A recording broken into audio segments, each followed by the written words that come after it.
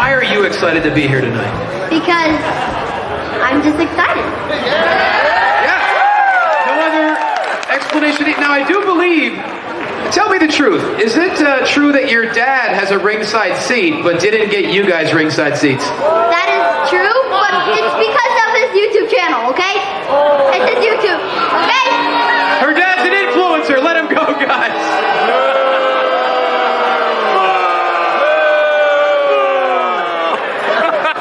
But your dad's awesome, right? Yeah. See, he's awesome! Yeah! Give it up for Claire. Thank you so much, Claire. High five. Yeah!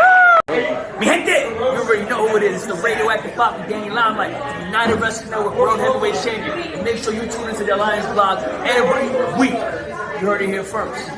Straight from Papi. The Alliance blog, the Alliance blog, the Alliance blog, the Alliance blog.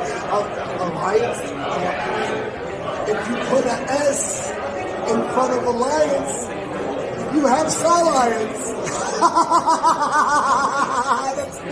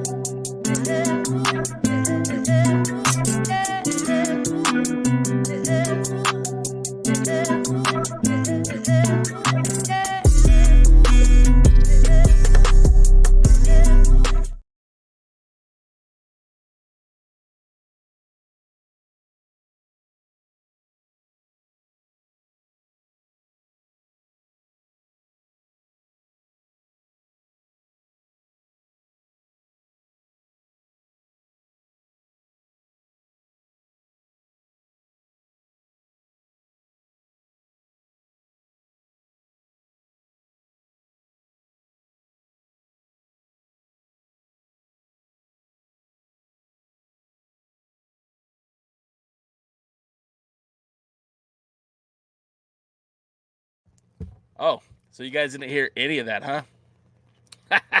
It wouldn't be a Tuesday without that. Welcome to the pre-party. My name is Jay Cal, and technical gaffus are my specialty. My camera looks weird. I don't know what's going on.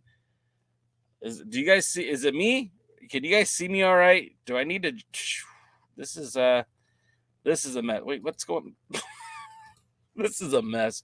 What's going on here? What's going on here? What is going on here? This is a mess. All right. What is up, everybody? Welcome to the pre-party, a presentation of Alliance-Wrestling.com, your number one source for news and information for the National Wrestling Alliance. My name is Jay Cal, and Tuesdays are my absolute favorite days because I get to spend them with you, that hashtag NWA fam, as we broadcast live here from the Alliance-Wrestling.com studio. And we're here to talk about the NWA. And that's primarily what we do on this podcast. So first and foremost, I see that there's a lot of you in the chat. So I'm going to say, what is up? I see Rosville was in the house early today. Willie Bowen with his NWA related joke of the week. Rolando Freeman versus Grumpy from the Seven Dwarfs in a sandbox match. I could see less of Rolando Freeman and be okay with that. Bobby Bettino's in the house. Welcome, Bobby. Jeremy's here. Good afternoon, Alliance fam. I'm busy at work, so you kids behave yourselves. I'd hate to drop the band hammer on anyone. And don't forget to like, share, and after the stream, leave a comment. Yeah, it does help with that Al Gore rhythm. He certainly needs all the help he can get, but it helps give us traction here on YouTube. We're also on Twitch, but I don't think there's as much going on there with Twitch. What's capping in Rizzlers? Just call me Rizzy McGuire because I've got all the Riz. Let's see. Rosville's here. Like I said, Bobby Bettino. And the mute button is now fixed. We got the audio back. I think things are going to be all right, guys. I think we're going to be okay. Also, if you haven't tried it yet, get you some Dubby for that energy. Now, I mixed my Dubby with my greens today. That's why it looks a little off. But it's delicious, it's nutritious, and it makes me feel good.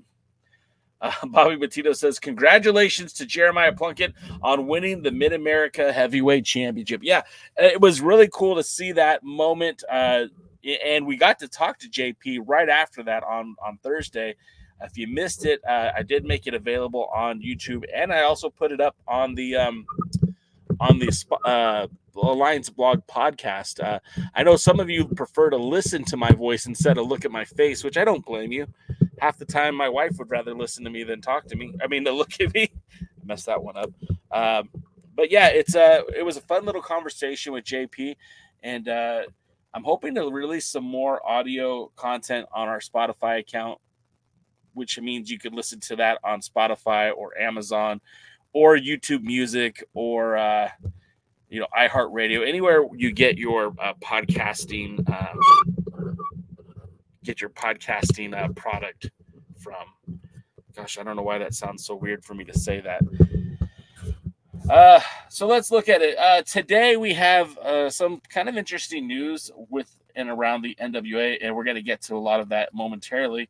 Of course, it would have helped if I'd uploaded that stuff ahead of time, but nevertheless, I mean, we do things on the fly here at the pre-party, and we can make do with what we got, right?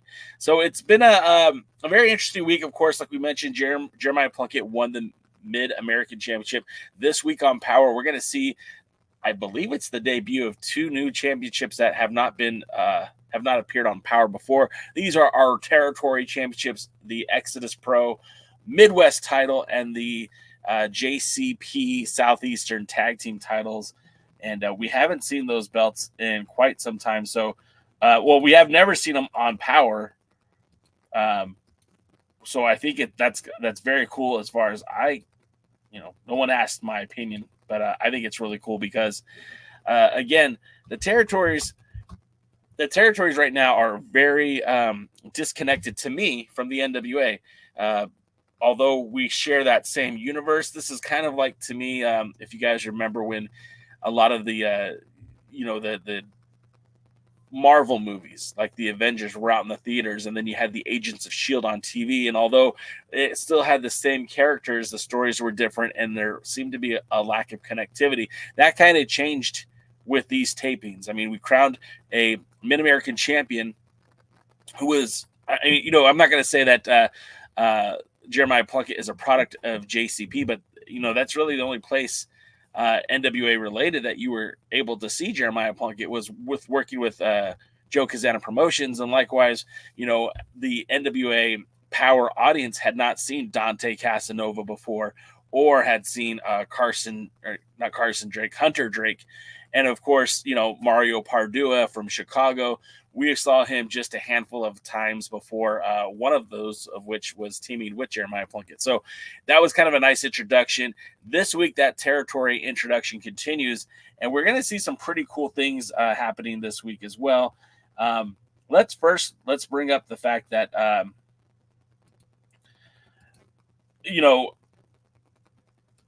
Juventud Guerrera, a 30-year plus veteran of the ring, is coming to the NWA. Will be on NWA Power this evening. And what I think is so unique and interesting about this is typically guys who are coming up representing the territories are lesser known names, are lesser known in terms of stature and what they've done in the business. They're, with all the respect given to Jeremiah Plunkett, he has been a traveling man. He's been a rambling man, working the territories, working the indies. But a guy like Juventud Guerrera has been to the highest of highs, right? Like, you got to imagine, for the past 30 years, Juventud Guerrera has called multiple wrestling promotions home, whether it be Lucha Libre AAA, ECW, the WCW, obviously, of course WWE for a short time, Pro Wrestling Noah, Impact Wrestling, even AEW had been home to Juventud Guerrera for a minute. So the fact that some of these talents, a lot of these wrestlers who we've seen from the territories have been climbing up the ladder. Juventud's a guy who with no disrespect intended, is trying to stay relevant. And Juventud Guerrera is a guy who, again, he's been one of the top junior heavyweights for a very long time. And I was kind of disappointed as I was researching this. Juventud Guerrera was in WCW in 1997, and in 1997, Juventud Guerrera just missed having the opportunity to wrestle Ultimo Dragon for the J Cup. Now, the significance of that J Cup, if you guys don't remember, the J Cup was a octuplet crown, an octuple. It was representing 8 titles, and you've seen the photo, I know you have, of Ultimo Dragon literally carrying 8 titles to the ring with Sonny Ono. He would later win the WCW Cruiserweight Championship, and although they didn't make that the 9 title championship, it was very interesting that that Ultimo Dragon had those 8 belts, and those 8 belts represented promotions from all across the world, from Mexico, from the UK, from Japan, and right here in the United States, with both the WWF Light Heavyweight Championship being a part of that crown and the NWA World Junior Heavyweight Championship being a part of that crown. So in some ways, like Juventud Guerrera, had he had an opportunity to wrestle for that title back in 1997, could have been, potentially a NWA World Junior Heavyweight Champion. Now, he had gone on to hold the Cruiserweight Champion like 3 times, had been a part of the WCW Tag Team Champions, a 2-time WWE Cruiserweight Champion, and held junior heavyweight titles in many, many companies across the country. He's currently the NWA Kross Fire Champion. Now, I don't believe this title is on the line for this show, but it's kind of cool. And I saw that Bobby Petito said that I wish Juventud Guerrera was in the NWA Junior Heavyweight match on NWA Power. I mean, that could still happen. Obviously, we have a Junior Heavyweight champion in Alex Taylor, and Alex Taylor's been more busy doing Southern Six business. They won the Crockett Cup this year, and they're going to be at the 76 challenging for the NWA World Tag Team titles. So that is going to be very interesting to see how that all progresses. And of course, you're going to have to just wait to see those results as they appear on the CW network. Well, CW app, I should say. But yeah, I think it's a pretty big deal that Juventud Guerrera is stepping into an NWA ring, this far in his career. He'd wrestled for the NWA 2 other occasions, one of which was back in Jim Miller's Pro Wrestling X, PWX, based out of McKeesport, Pennsylvania. And he teamed with, I believe it was Psychosis, to take on the SAT, the Spanish announce team, and that was back in 2008. So that was many, many years ago. And then later he would appear for the NWA Mexico promotion that was promoted by Blue Demon Jr. when he was World's Heavyweight Champion at a wrestling event, and I believe it was in Mexico City. So not a lot of trajectory-changing matches for our Juventud Guerrera, but he did make an impact with Kross Fire. He is currently the Kross Fire Heavyweight Champion, having defeated Colby Corino for that title. And his 2 biggest defenses that to date are one against Thom Latimer, who's now the NWA World Heavyweight Champion. And oops, that was a spoiler alert. Sorry. Oops. I mean, that's on the internet. I can't be held accountable for that one. Oops. Sorry, guys. And of course, I hope Fuzz isn't watching right now. He's going to be pissed. Sorry, Fuzz. And then, of course, against Joey Janela, who a lot of you guys might remember from AEW, and also spent some time with Game Changer Wrestling. I'm going to get to some of your comments, and hopefully nobody heard that wasn't supposed to hear that. Sean Mega's in the house. What's up, Sean? I say this all the time, and I want to acknowledge it while Sean's here. Sean's one of the guys that goes way back with us, too, on that message board. Although I've never met Sean Mega, I don't know, maybe someday, maybe we're the Crockett Cup next year. Maybe we'll get to meet Sean Mega, or maybe the next anniversary show. Because I don't know who Sean Mega is outside of the name Sean Mega. Anyways, Bobby Petito says it's awesome that Pretty Boy Smooth is on NWA Power against Mims. We'll get to that too. Yeah, I think that is pretty cool. Let's see. Pretty Boy versus Mims is the future of the NWA. Okay, man. I prefer Zyon. Zyon is not good. Okay. I met a friend of Zion's at the Philadelphia show, and she told me that she doesn't even watch wrestling, but wanted to bring her boys to see it. So that was fun. Sean Mega says, hey, the junior heavyweight title needs to go. Wrestlers in 2024 have no limits. Man, that's what TNA tried to tell us back in 2002, right? It's not about weight limits. It's about no limits. I disagree, Sean. There's like so many guys on the roster who I don't think will ever genuinely compete for a major prize. And when I look at a guy like, Hunter Drake is a perfect example. Alex Taylor, both of these guys could really do some good things in the junior heavyweight division. Boosting a guy like Alex Taylor to the heavyweight division is different than somebody like a Kerry Morton, because the Kerry Morton kind of has the build to be a little bit bigger in size and dexterity. But, Alex Taylor's a smaller guy. I think he's under 5'7". I could be mistaken, and I no disrespect intended, but he's built as a junior heavyweight. Hunter Drake is built as a junior heavyweight, and I feel like you could still showcase that division. You could still have title matches in that division, and it'd be interesting. And you look at mixed martial arts and the world of professional boxing and professional fighting. They have weight limits because that's how best to distinguish the fights. I'm not saying that wrestling needs to adopt a weight class for every division, but I don't have a problem with the junior heavyweight division 2024. Supercalifragilisticexpialidocious. Did you copy and paste that double D, or did you actually learn how to spell that? Because that's pretty amazing. Hey, Diggs, I don't think I've seen you on in our chat before. What's up, man? I hope you're enjoying our NWA wrestling talk. Thanks for being here. Thanks for chiming in. I do appreciate you being here. We are a community of like-minded NWA wrestling fans. Some of us enjoy different variety of wrestling, but specifically on this show, we mostly talk about the NWA. You just wanted to hear me say that. All right. Well, you got it, Double D. Do these wrestlers dislike the junior heavyweight label? That's an interesting thing. I know Colby Corino wanted to shed the name of the junior heavyweight against himself, but I don't think that's, to me, that's not a bad word. The junior heavyweight division, there's nothing wrong with that. Like, look, man, you're a smaller guy. That doesn't mean you're not a good wrestler. But, I'll be honest, I have no desire to see somebody like Houston Drake versus, Jax Dane. Jax Dane is 3 Houston Drake, so I don't really need to see that matchup. I don't have any care to see that matchup, but I would love to see Houston Drake versus Alex Taylor for the World Junior Heavyweight title, or, Juventud Guerrera versus Alex Misery would be a fun match, right? I don't think I have a problem with the junior heavyweight division designation.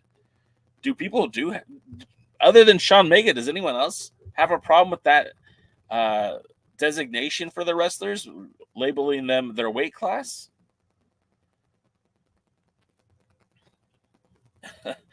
Anti-establishmentarianism. We could talk about that on a different time and a different day, Mr. Jeremy. I can't talk about that here. I don't want to be demonetized. Bobby Bettino says, I think I could see Dante Casanova challenge for the NWA National Championship in the future. I'll say this, man. I never saw Dante Casanova live and in person. I didn't see him. I did not watch his match or matches in Exodus Pro.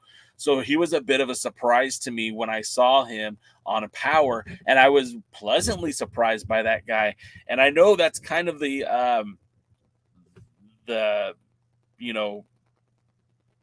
that's kind of what EC3 has been trying to do with the Control Your Narrative / NWA Exodus Pro. Was I saying Houston Drake? I meant to say Hunter Drake. Well, you know what? Heebs, I'm not always the best when it comes to names. You could ask Jaden. He'll tell you. But nevertheless, I still think he fits in our junior heavyweight division, and I'd like to see more of him. Yes, it was Jeremy's birthday yesterday, and your boy Jay sent a message after a few little too many drinky drinks. And anyways, happy birthday, Jeremy. You're the best, dude. We appreciate you. We love you. Thank you for being a part of our alliance. It would be a badass cowboy gimmick. Yeah, though, sure. I like that. Houston Drake. Yeah, okay, well, my mistake. We are farmers. Bum, bum, bum, bum, bum, bum. I shouldn't be saying that unless they're going to pay me, Like, come on, they pay like the NFL to say that. They can pay me too. Only people who seem to have pride in the junior heavyweight stigma are wrestlers in Japan or Mexico. Huh.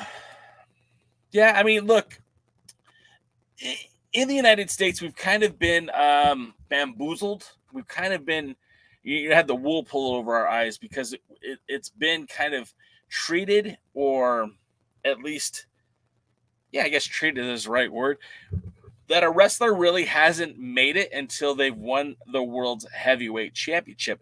And when you look at a promotion like the WWE, of course, Bryan Danielson has never been a heavyweight. Bryan Danielson has never been somebody who's been over 225 pounds. Shawn Michaels was never a genuine heavyweight. Rey Mysterio, obviously not a genuine heavyweight. And yet all three of those guys have held the top prize in the WWE, which was their world's heavyweight championship.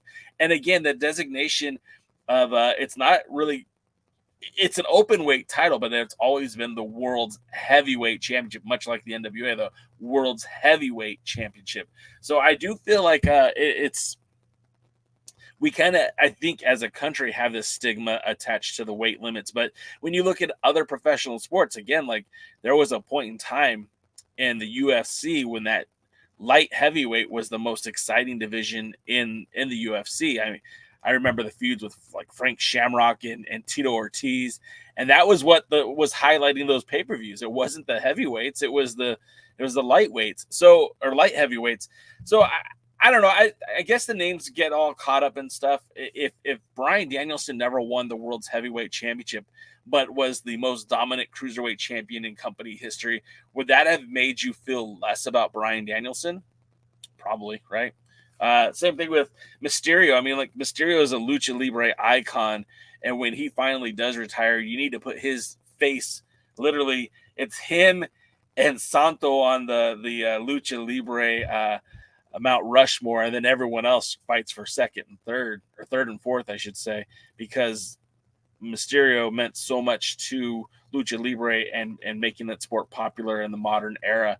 And but he had a run with the World's Heavyweight Championship in the WWE. So yeah, I mean, I guess you're onto something there, Big Chris Dog.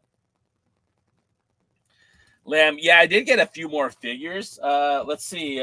We do this every week, but I finally got my own action figure made. Yeah, that's your boy Jay right there, right? At least that's what the internet tells me. I have a few more. Yeah, I mean, a lot of this stuff is fun. We went to we were in Philadelphia, Lamb, and there was a wrestling store. Our friends over at Suplex Vintage Wrestling, and I did buy a few extra figures because we spent like 3 hours there, and I felt obligated to buy something. They didn't make me feel obligated. I just felt like that was the right thing to do. Sam Retro's in the house. What's up, Sam? The cruiserweights helped the ratings in WCW at a time of lackluster booking. Like, I'll be honest, Rosville. I'll tell you this straight out, that the cruiserweight division is what kept me interested in wrestling in the late 90s. Like, I was in high school, guys, like 98, 90. Well, okay, I graduated in 97, 96, 97, 95. I was playing football. I was wrestling in high school. I had academia and girls everywhere. I didn't really care much about wrestling. And then I turned on WCW, and what do I see on a Monday Nitro? These cruiserweights, and not just Chris Jericho, but Dean Malenko and Eddie Guerrero and Rey Mysterio and Psicosis and Psicoplay and Super Calo, and of course the guy that was from my own hometown. What's his name? Blitzkrieg. I almost forgot. Blitzkrieg was from Orange County. So I would see these guys and think, holy crap, these dudes are incredible. I could watch this all day. And really, when I wasn't so interested in Duke the Dumpster Drosy or the what was the Hogan's Follies, the Taskmaster, and all those guys in WCW that were chasing Hogan, it's like I didn't care about those matches. I didn't care about the Zodiac Man or the Shark Man or whatever. I liked watching the cruiserweights, and that honestly kept me a fan of wrestling when I might have bounced. You know, who's to say I might have come back to it too, but at that time, like I would have bounced. It wasn't very good. I watched the NWA women's title match between Markova and Paige at Hard Times earlier this year. If we're going to get a rematch, make a stipulation to make the match interesting. Not a bad idea. Noob, I don't have a problem with that. Willie Bowen says, AJ Styles is naturally a junior heavyweight, but he was NWA TNA World Heavyweight Champion. Willie, that's kind of my point too. With that being said, AJ was phenomenal, is phenomenal, always will be phenomenal. And it kind of hurts my point. But yeah, I mean, if he would have only been an X Division champion in his entire time in TNA wrestling, we'd still think of him as an amazing wrestler. But I think there was something to be said to put his name next to that NWA World's Heavyweight Championship, the 10 pounds of gold. Yeah, that's a good, okay. Maybe you guys are making me change my point here. Markova is a challenger again. It's like her 50th chance, right? It's pretty close. Roswell says class of 97. You and me both, brother. I graduated in 97. I was far from a player, but I certainly liked the ladies. They just didn't necessarily like me. Hey, it all ended well for me. I have a wife and kids, so like I did something right. The cruiserweight division was WCW 96 through 99. I mean, look, I loved Raven's Flock too, right? Like I had seen a little bit of in ECW. We didn't get ECW till way late, right? So I would see like clips and stuff on the internet. This is again before YouTube, but you'd see like little clips, little animated GIFs of what they were doing there. And then one night I was scrolling through on a local sports programming out here. It was called Prime Ticket. And they had ECW, but it was like at 2:00 in the morning. So I would set my VCR, I'd start watching it. And, I saw the segment where Brian Pillman was pushed out in a wheelchair by RVD. I got to see like highlights of like some of the Dean Malenko stuff that he had done, I think years earlier, Too Cold Scorpio, some of those stuff. But I did not get exposed to ECW the way that a lot of other people did. And of course, when it was on TNN, I got to see a lot of that. What was I even talking about? The cruiserweight division. Sorry. So yeah, the cruiserweight division was it for me. And I've always been a fan of the high flying style of wrestling. I did watch a lot of Lucha Libre when I was a kid. Like we would get it over the air on some of the Spanish speaking channels. I believe I was watching AAA, but it could have been CMLL. And of course, seeing those guys, I didn't see Mysterio in AAA. I didn't see Juventud or Psychosis. Well, later I'd see Psychosis, but not at his time when he was popular. Anyways, yeah, the cruiserweight division.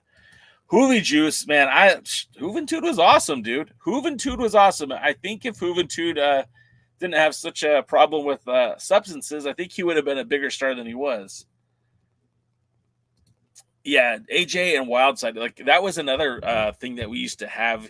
All right, sit down, kids. Let me tell you about the internet on dial-up. There used to be, I think there still is, there was a channel called America One, and I still think they broadcast on the internet, but it was an actual like channel that was fed out to like smaller television markets. It was kind of like a southern TV station, and they would play Wildside.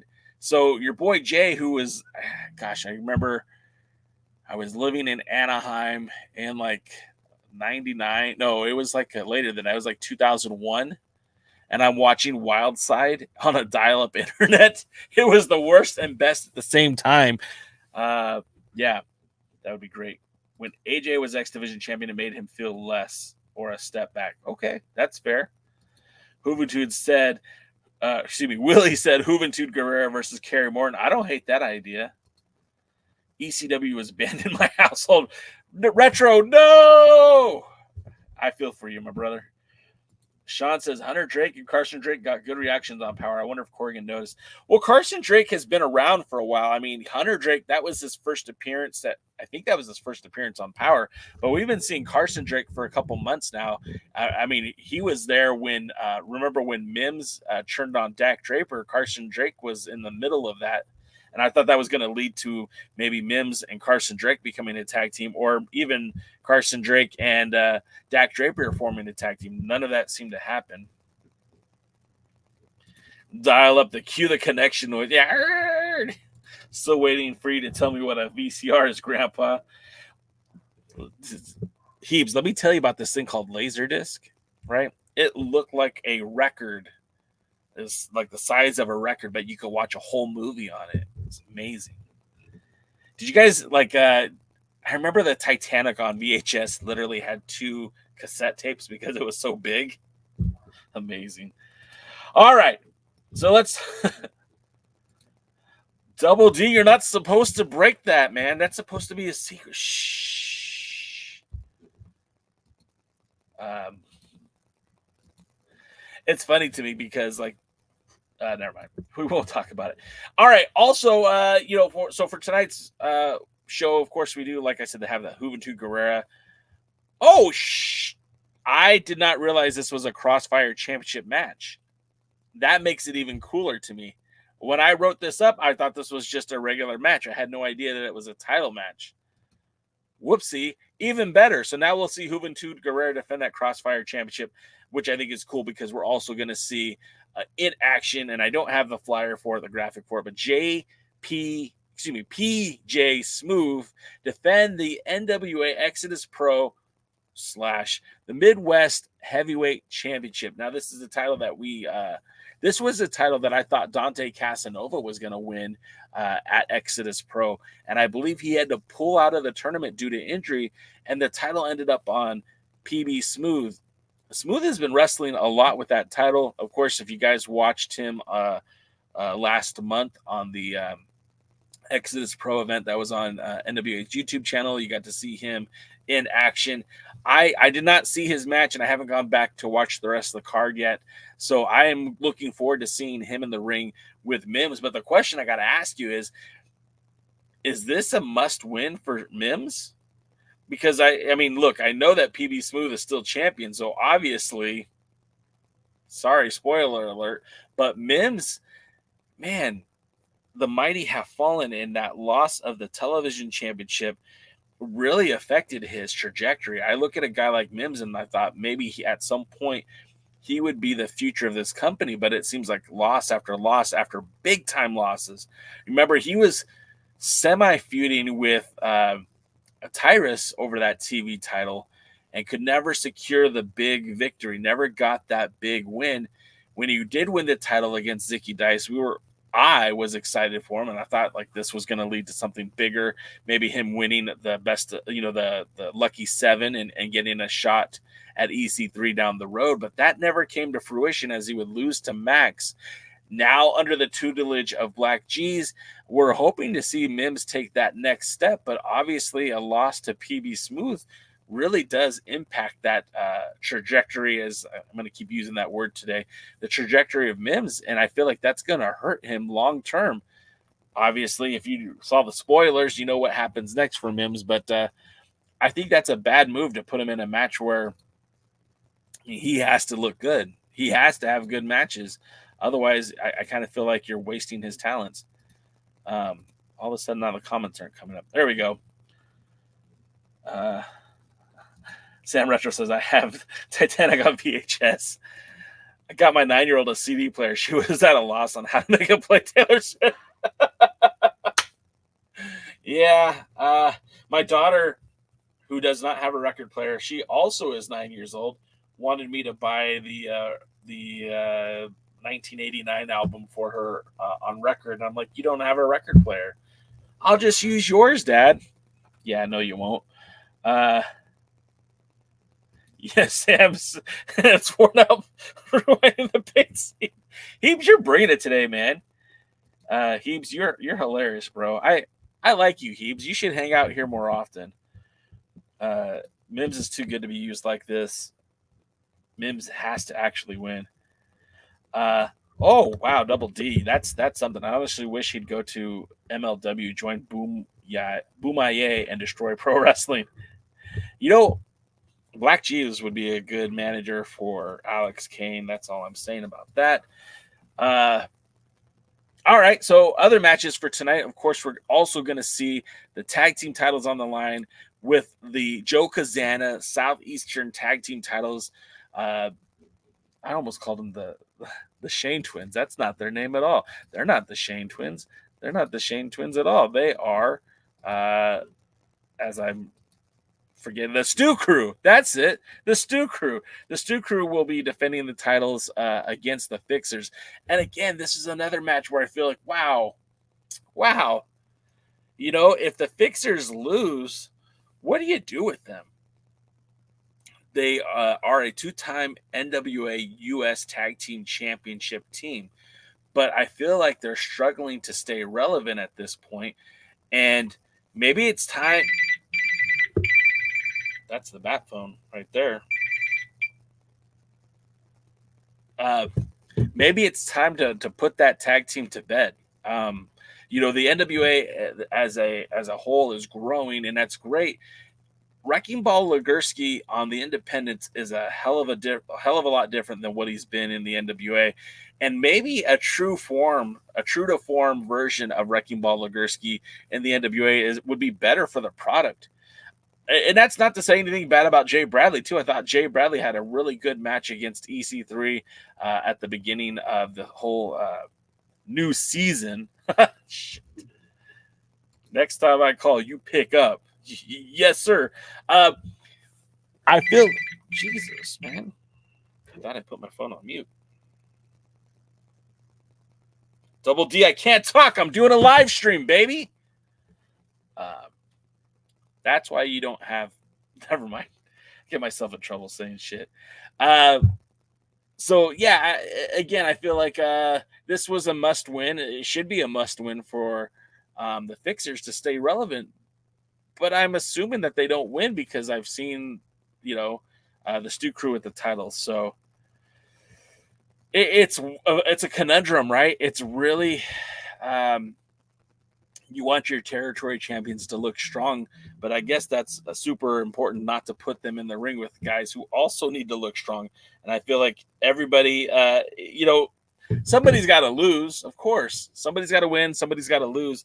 But, you know, the Fixers, again, unless you're going to repackage them or put them with a new manager or something, I don't know what to do with them after a loss to the Stew Crew. And again, I haven't seen Power yet. I don't know. These are just bold predictions based on what I would do. And it's kind of hard to, you know, these matches were filmed so long ago that, you know, they were kind of spoiled. The results were spoiled based on watching some of the other NWA territory programming. So it's kind of hard to justify, you know, the outcome of these matches. Anyway, also, lastly, we have the women's tag team champions, the King Bees, Danny B, and Charity King defending the women's world tag team titles against Ruthie J and La Rosa Negra. And as much as I like all four of these ladies, I just feel like this match has been done to death. And I don't know where you go for this after this for Ruthie J and La Rosa Negra. How many times are they going to challenge for the titles and lose? How many times are you going to put them in that opportunity and lose? And, you know, even a victory by disqualification would still be a benefit to them, right?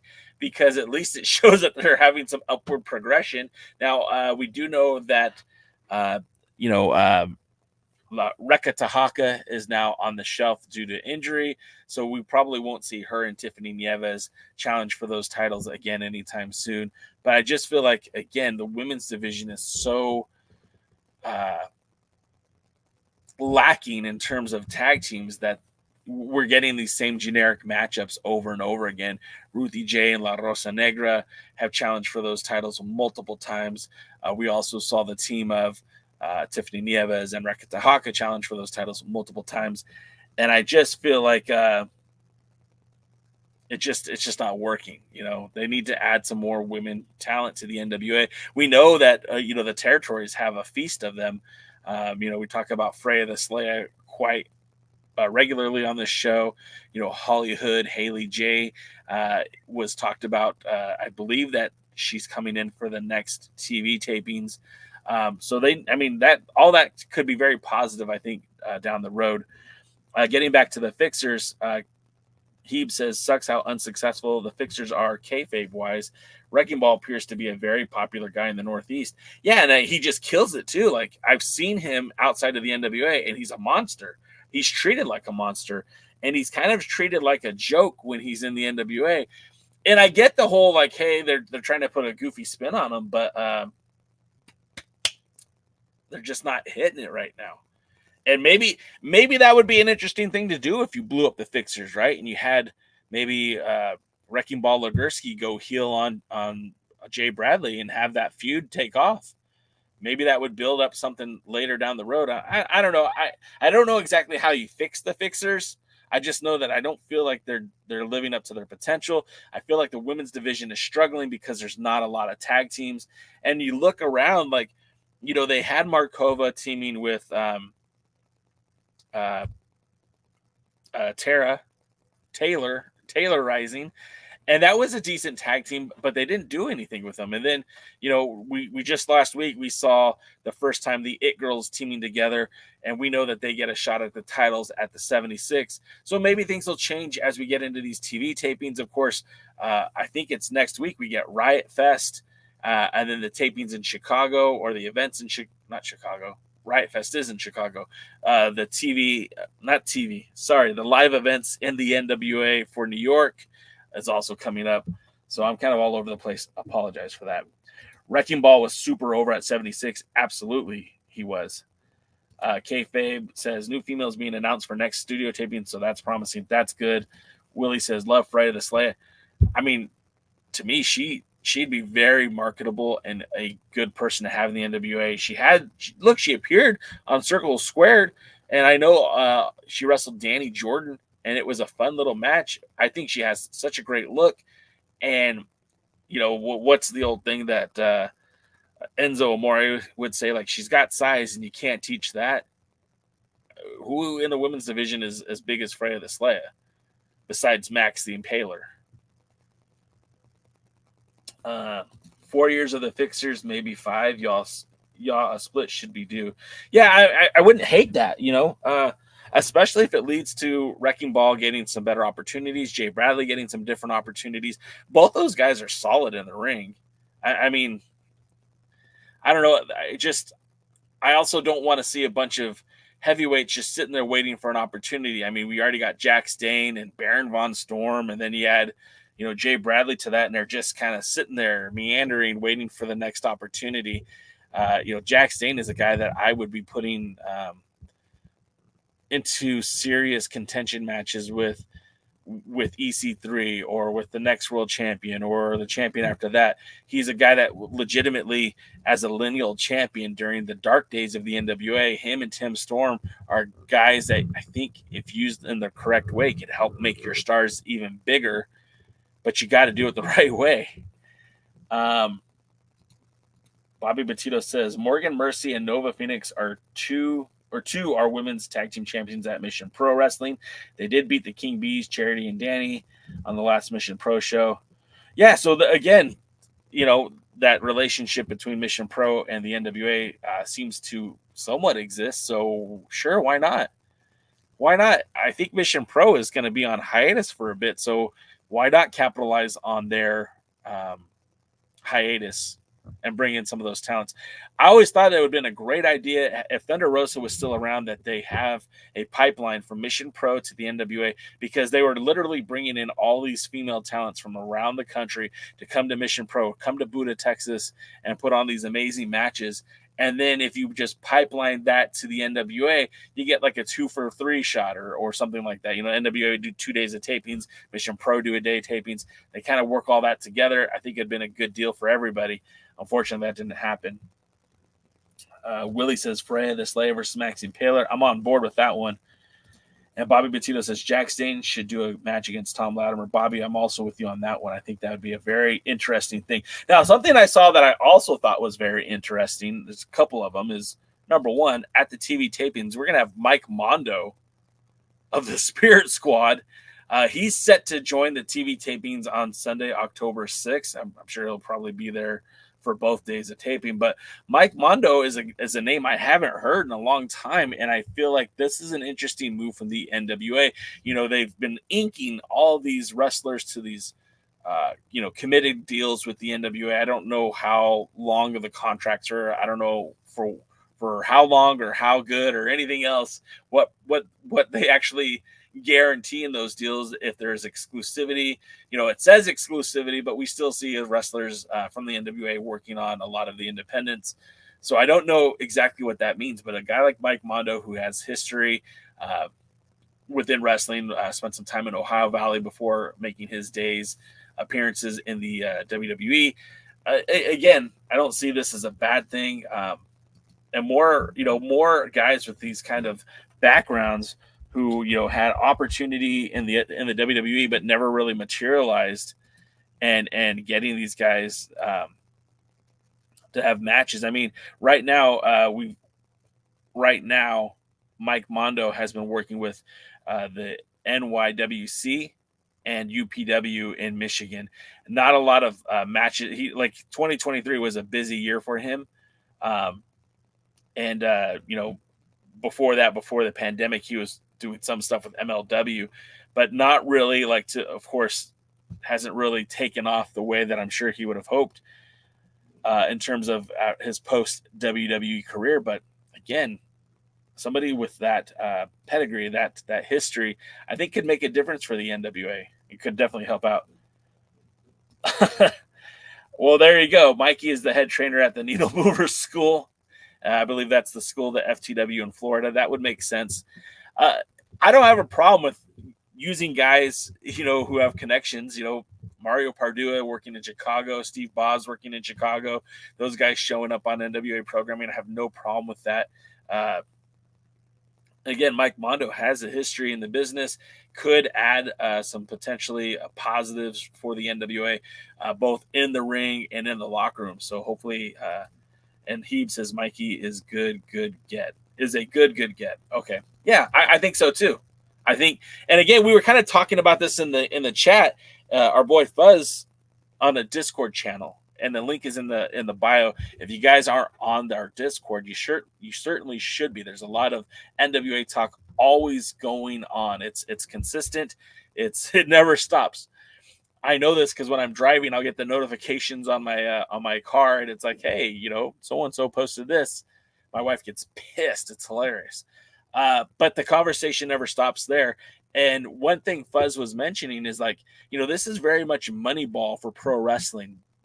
For those of you who aren't familiar with Moneyball or never, not familiar with baseball in general, the Oakland A's are a team that hired a guy who came up with a concept of, you look at the statistics of the potential player, and then you figure out how to make the best use of that player for your team. And similarly in wrestling, it's finding that right person to kind of plug into an already successful equation. The difference is in Moneyball, everything comes down to dollar and cents, because you can't afford to go. The Oakland A's, which was the team that was synonymous with Billy Bean and the Moneyball philosophy, was a small market team. It is still a small market team, and they struggle to sign superstars. They can't go and sign Aaron Judge. They can't go and sign Otani to these big contracts. They're completely outmatched when it comes to that. So it's finding the right player to put in that position that doesn't cost a lot of money.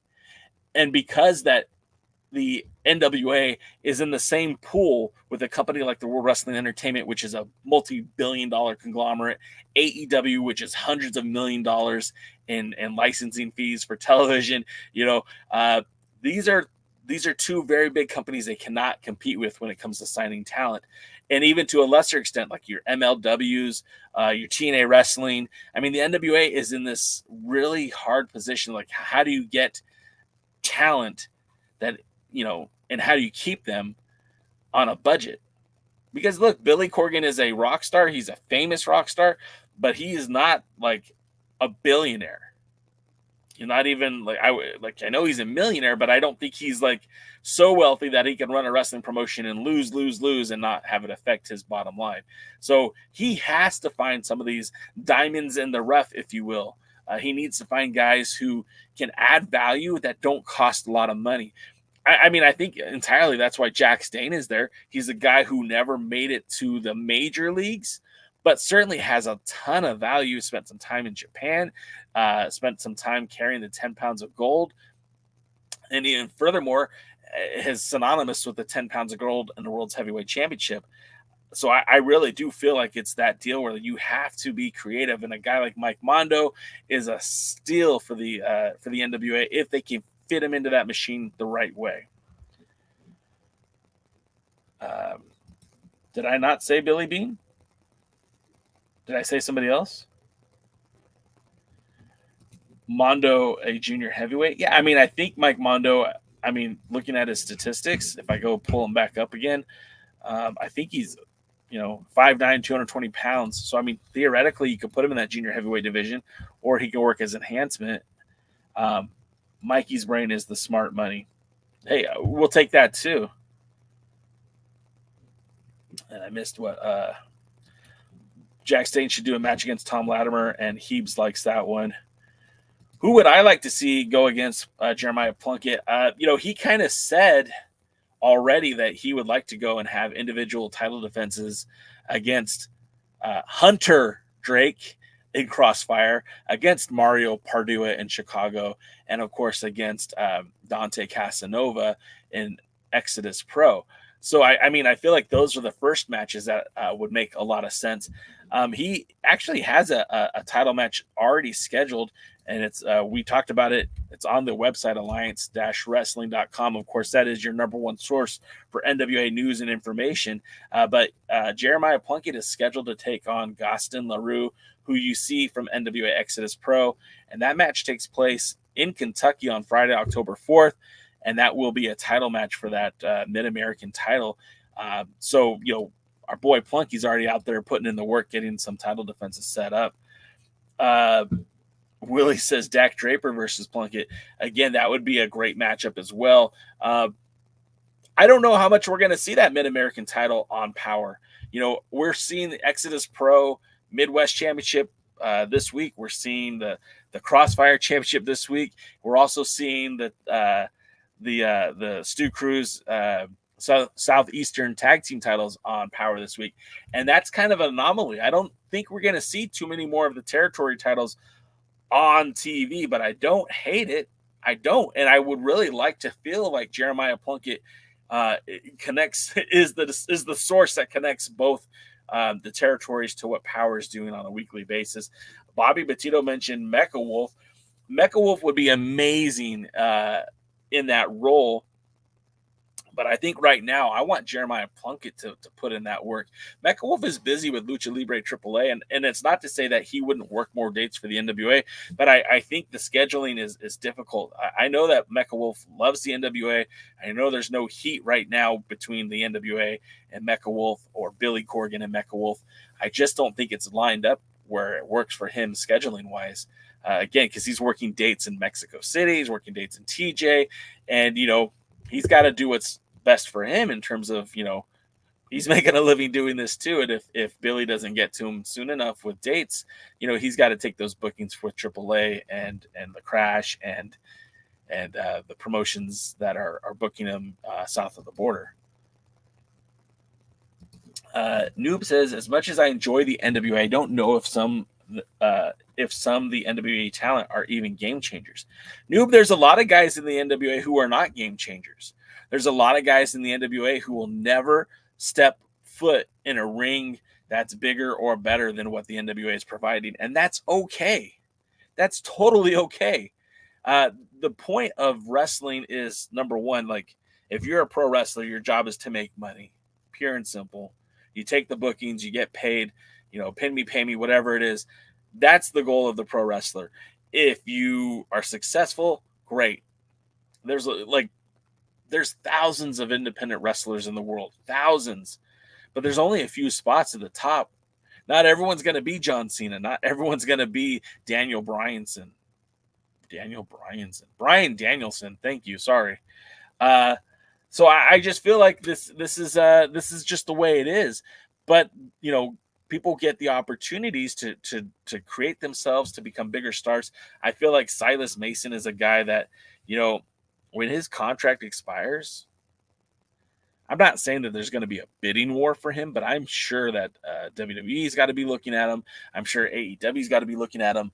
As a guy that has super charismatic character. He is, you know, Captain Riz. He's got a great gimmick. He's got a great move set. He's in the best shape of his life. The dude looks like $1 million. You could put him in the WWE and it would work. You could put him in AEW, it would work. There's some guys you cannot put in the WWE and it's going to make sense. It just won't. When are the new territories coming? Says David Valentine.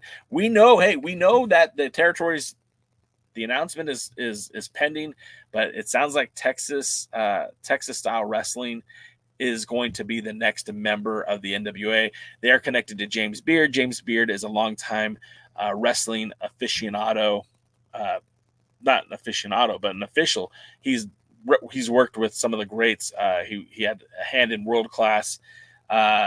He's done a lot of work with JBL in the past. He's done a lot of work with Tim Storm. Him and Tim Storm have a really strong relationship. He was very much a part of what was happening in the NWA prior to the Lightning One era, especially the territories in the Texas scene. So I feel like that's a good get for the NWA. I feel like having James Beard connected to them with that promotion in Texas is a good get. Of course, they were on. They have a lot of their events at that OC theater where the NWA had the Crockett Cup, and it's a huge venue for an independent company, but it will look good on television. I felt like the NWA really botched the delivery of that Crockett Cup. I feel like they didn't do a good enough job figuring out seating before they sold tickets, and I feel like they could have done such a better job. But all the same, it's a cool venue, and it'd be a good spot for a territory for the NWA. Lamb says, speaking of JBL, what if Layfield appears in the NWA? He's been appearing everywhere else. I mean, MLW, Game Changer Wrestling, Lucha Libre AAA. But I ask you, like, in what capacity, Lamb? Like, should he challenge the world's heavyweight championship? Would you guys be upset if JBL showed up in the NWA? John Layfield, forget the Bradshaw. John Layfield, Justin Hawk, if he showed up in the NWA and challenged whomever the world's heavyweight champion was, if he showed up in Tampa, would you be upset? Would you be mad if John Layfield challenged for the 10 pounds of gold? Worse, would you be mad if John Layfield won the 10 pounds of gold? These are questions I got to have answers to. I don't know, man. I know he's an older guy. He's older. But much like Jeff Jarrett, who kind of has had a resurgence in wrestling, I wouldn't hate to see Jeff Jarrett and John Layfield in the NWA. In fact, if they wanted to run it back and do a tag team at the Crockett Cup, I'd be all about that. I don't know if John Layfield could carry a full wrestling schedule. I mean, we're seeing him basically just clothesline people, but I don't know if he came in to challenge for the title. Honestly, if you're going to bring him in, I want to see him against somebody like big and beefy. And I know that sounds very weird, but like a Jack Stane versus John Layfield would be dope, right? That'd be amazing. I don't know. Remember, Layfield is a former NWA North American champion, and that title is essentially, that title has been deactivated, but the national title has kind of taken that place. I mean, what if Layfield came in and challenged for the national title? Willie Bowen is not a big fan of Jeff Jarrett. The Last Outlaws winning the Crockett Cup. Oh, no. The Crockett Cup comes down to Mike Knox and Trevor Murdoch against Jeff Jarrett and John Layfield. Whoo! I'm getting the vapors over here. That would be insane.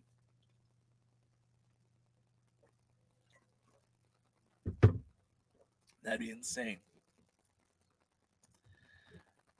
All right. Well, I think that, there was other things I want to talk about too. I guess we'll just have to wait for another day. This has been the pre-party with your boy J Cal. Thanks for hanging out with me on this Tuesday. We're here every Tuesday at 5 p.m. Eastern, 2 o'clock Pacific. You can find me every Tuesday right here in the alliance-wrestling.com studios. Of course, on Thursday nights, we'll be joined by my pals DKM and Jaden as we still talk NWA. We talk about a lot of stuff, and I hope you guys join us for that as well. We'll probably talk about pizza again. Boy, Jay's hungry. He's very, very hungry. Anyways, if you like the show, man, I thank you so much for being a part of our community here. Make sure you give us a thumbs up. If you have friends who might like this show, please share it with them. That'd be really cool. And if you leave a comment, that really does help with the algorithm. Gets more people to see the show. And I'm seeing a lot of you guys doing that, and I'm so grateful for it. I see a lot of people are watching the show a lot more after it's live too. So I do appreciate you guys hanging out with us and taking care of business. If you want to support the show on a financial side, well, of course, we do have hats and T-shirts. More merchandise is coming up to the merch store. The link is also in the bio for that. We recently added the red hats with the Black Alliance logo. I dig them. I haven't bought mine yet, but I'm about to get a couple of them. Of course, we have other shirts available up there as well. And what else do we have? If you would like to support the show again financially, the other really solid way to do that is getting some of that W energy drink you could see behind me. I've been drinking it today on the show. I mixed my W with my greens, so it was a healthy energy feeling. I feel great right now. I don't know what they put in that greens and W, but I'm feeling great. And I worked out really hard in the gym today, so I'm surprised I have any energy at all. It really does help you get focused. It's a powder substance. That sounded bad. You mix it with your water, and of course you drink it, and it's a nice alternative to some of the canned energy drinks. And when you start buying it in the powder form, it's much cheaper than going and buying a can of soda or a can of energy drink. Lastly, if you want to help support the show financially, we're also partnered with Trophy Smack. Still working on the designs. It's hard because I don't want to make a title belt that doesn't look amazing, but we're working on the 5K Alliance blog championship title belt in celebration of this live stream, this channel getting over 5,000 subscribers. And again, that's all thanks to you guys. So I do appreciate it, but that's going to do it for me this week. I do encourage you guys to join us on Thursday because I don't know for sure what we're going to be talking about, but it's always a good time with Jaden and DKM. And until next time, I'll see you, ladies, gentlemen, boys and girls, children of all ages, and my friends at the matches. Thanks for joining the stream. This has been a presentation of alliance-wrestling.com. We genuinely appreciate your support. Would you consider subscribing so you'll never miss a future episode? I'd also like to remind you we do a live stream every Tuesday at 5 p.m. before NWA Power. You can find us on social media at the